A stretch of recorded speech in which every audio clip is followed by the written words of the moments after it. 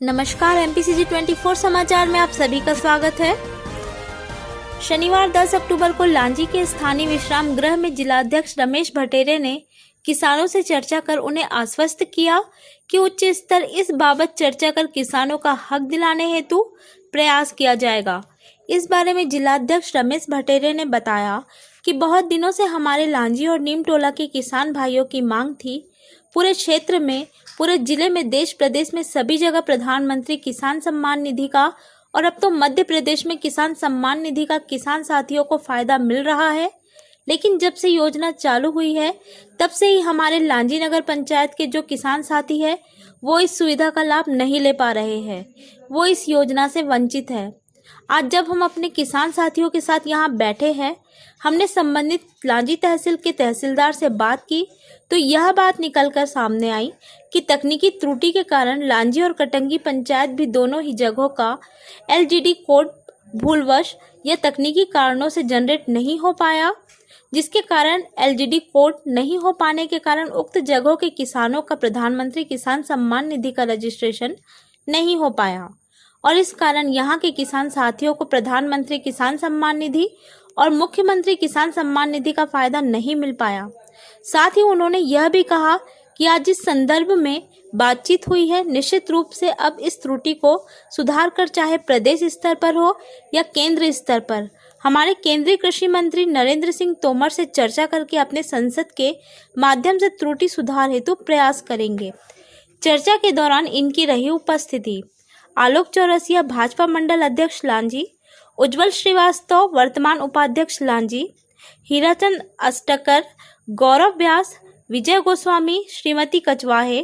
मनोज दुबे, मेहतर पिपरे,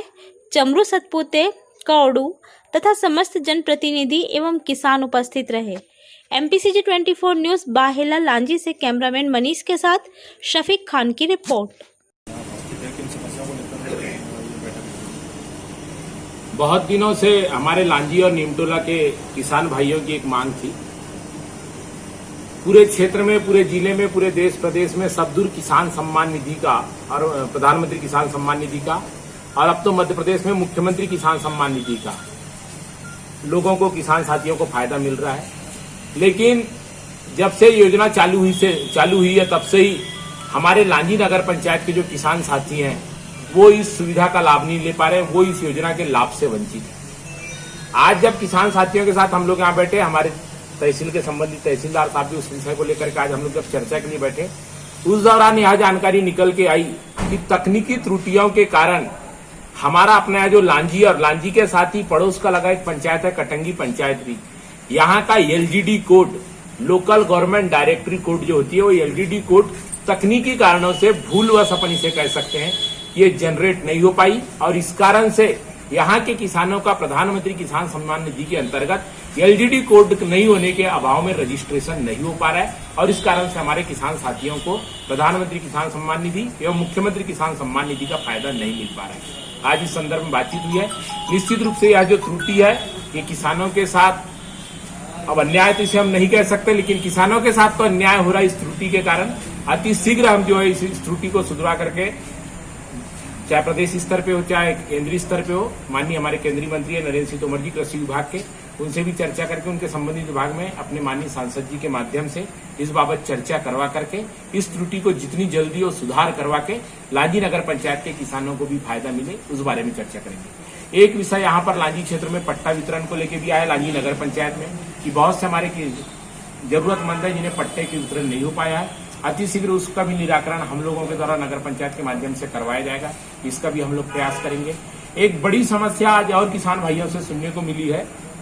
कि अभी जो धान खरीदी के लिए जो पंजीयन हो रहा है, जो ई उपार्जन हो रहा है, उसमें सभी किसानों का चूंकि पंजीयन होना है, लेकिन पंजीयन के दौरान देखने में यह आ रहा है कि जितनी वास्तविक में किसान की जमीन है,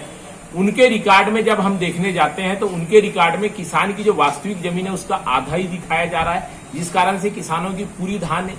पूरे जमीन का पंजीयन नहीं हो पा रहा है, और यदि पूरा पंजीयन नहीं हो पाएगा तो किसान अपनी पूरी उपज को नहीं बेच सकता। निश्चित रूप से एक बड़ी गड़बड़ी है। वरिष्ठ अधिकारियों से बातचीत करके अतिशीघ्र इस सुधार को भी कराया जाएगा, ताकि जिस किसान की जितनी जमीन है, खेती योग्य जमीन है, उसकी पूरी जमीन का पंजीयन होना चाहिए, ताकि आने वाले जब 25 नवंबर से धान की खरीदी चालू होगी, किसान अपना पूरा उपज बेच सके। जैसे भी अतिवृष्टि और लगातार बारिश भी चल रही है, और जैसे बाढ़ चल रही है, यहाँ पे फसलें बहुत ज्यादा नष्ट हो चुकी है, इसके लिए भी कुछ निश्चित रूप से इस बात को भी, इस विषय को भी लेकर चर्चा हुई है। पूर्व में भी आज के 1-1.25 महीना पहले जब बाढ़ आई थी, बाढ़ के कारण भी हमारे सोन नदी के किनारे के और बाघ नदी के किनारे की लगभग उस दौरान 42 गांव लांजी तहसील के ऐसे थे जो पूर्ण रूप से प्रभावित हुए थे। अभी विगत 5-6 दिनों से जो लांजी तहसील में जो खूब वर्षा हो रही है, जिस कारण से किसानों की आई हुई फसल भी पानी में डूब के कारण से चक्रवाती तूफान जैसा भी इसमें सीन बना, और पानी के कारण किसानों की बहुत हद तक भाटरा अंचल में तो लगभग गांवों में यह दृश्य बना है कि किसानों की फसल पूर्ण रूप में सो गई और पानी में डूबी पड़ी है।